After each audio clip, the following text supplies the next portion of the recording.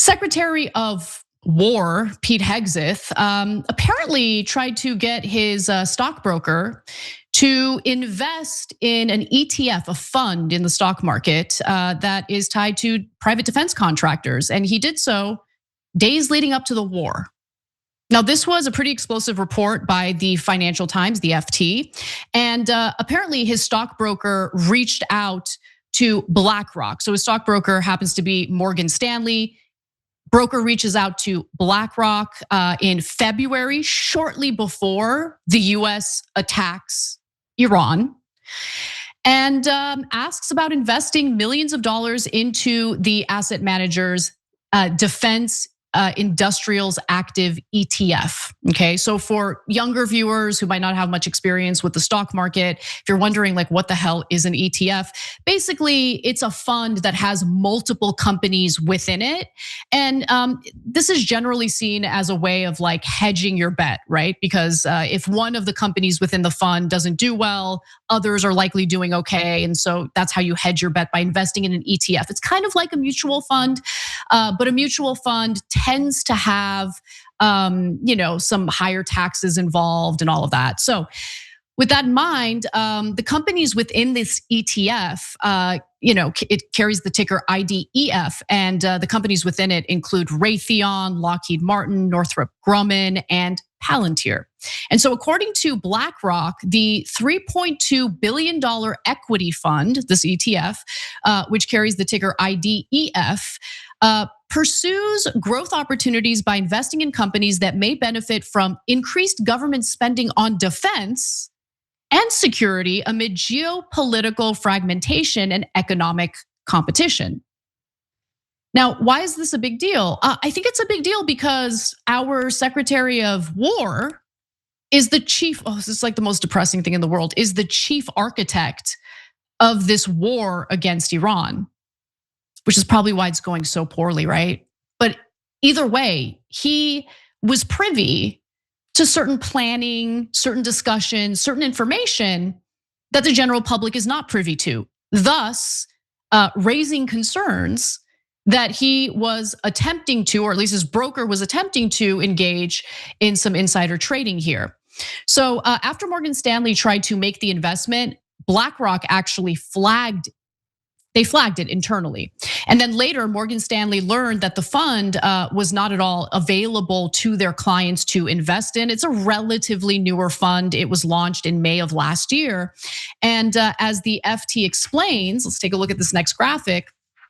They explain that although ETFs are designed to be bought and sold as easily as a stock, their proliferation has meant that most big brokerage and trading platforms only carry a subset of the over 14,000 ETFs in existence. So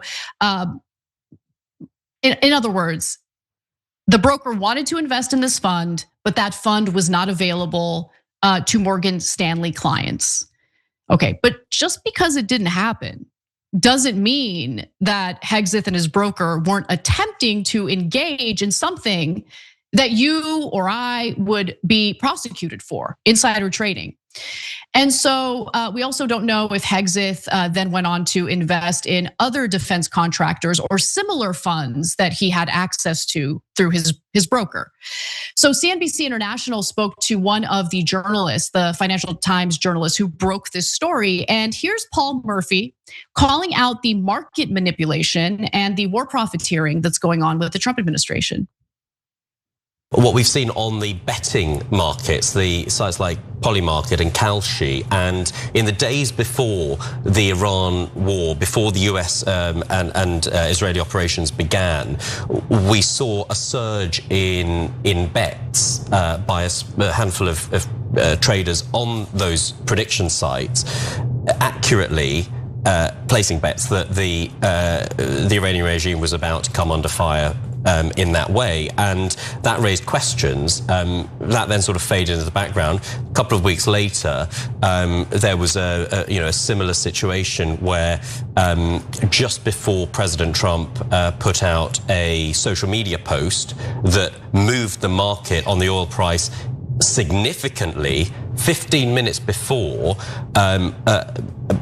a huge value of bets were placed on the futures market, and oil futures contracts changed hands 15 minutes before a post went out that moved the markets, which made whoever placed those very well-timed bets incredibly wealthy. You see what's happening here? You see the manipulation that's taking place right now? So it's pretty incredible. So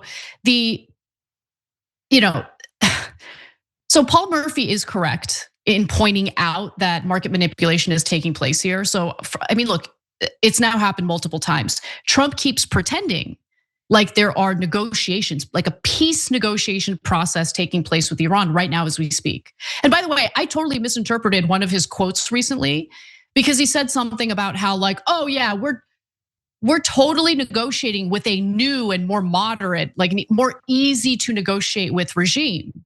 And I didn't know what he was talking about. It's like, because the regime that he's referring to is not more moderate. Ali Khamenei was actually far more reserved than I think most Americans realize because of all the propaganda in our media. He actually had, he was against building nuclear weapons. And in fact, some of the more hardline members of the IRCG felt that he was jeopardizing the safety of Iran and the country of Iran by not building that deterrent. I don't know if his son is going to be as reserved. I mean, there's really no indication that that would be the case. So when Trump says we're negotiating with a new and much better regime, what are you talking about? I thought he was referring to the people he plans to install if the IRCG happens to fall. But no, that's not what he was referring to. Anyway, but he keeps saying that there are negotiations taking place. There are no negotiations taking place. I was watching an interview today with Abbas Araghchi, the foreign minister of Iran. And he's like, no, we're not having negotiations. They sent us their 15-point plan. We didn't even respond to it. We don't trust them. Okay, the trust is at zero, he said. That's a direct quote. And so the reason why Trump does that is because he wants the markets to rally. And every time he does it for a brief period of time, the markets will rally, it just shows you how stupid our stock market is. Like, it's so dumb. It's so dumb. Like, that's all it takes. It takes a notorious liar of a president to lie one more time for the markets to rally? Like, what is going on? But that's what's happening right now. Look, I get it. Staying on top of the news these days feels like a trap. Every outlet has an angle. Every headline is designed to get a reaction. And if you're only seeing the story from one perspective, you're probably missing most of what actually matters. To really understand what's going on, you need to see how the narrative is being shaped.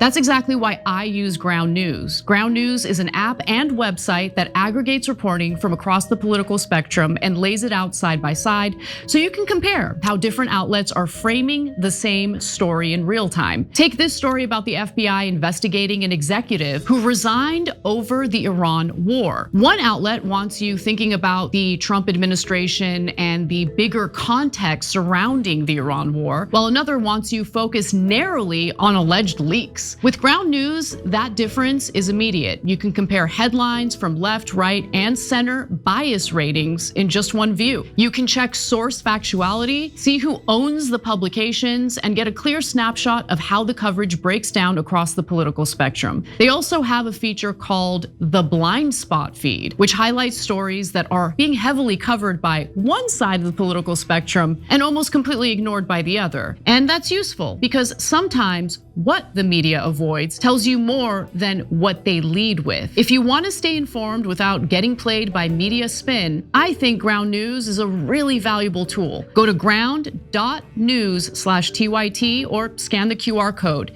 Using our link gets you 40% off the Ground News Vantage plan. Don't let them shape the narrative for you. See the full picture for yourself. If you don't believe me when I say there are no peace negotiations, I was amused by this exchange with Judge Napolitano and John Mearsheimer. Let's take a look. You had offered that 15-point plan to Iran. Did they ever come back to a they came back on the 15-point plan. They gave us most of the points. Why wouldn't they? You make it sound like they made some concessions. Can you identify those? Well, they're agreeing with us on the plan. I mean, we asked for 15 things, and for the most part, we're going to be asking for a couple of other things. We're having very good meetings. both directly and indirectly, and I think we're getting a lot of very important points. Sir, will you In fact, these meetings don't exist. Yeah, I know. I don't know what to say. You know, what do you say about this? The whole thing is it's preposterous. The level of incoherence here is just off the charts. This is the president of the United States, the president of the most powerful country in the world. You can only wonder what other leaders around the world, other people around the world are thinking as they watch this. Yeah.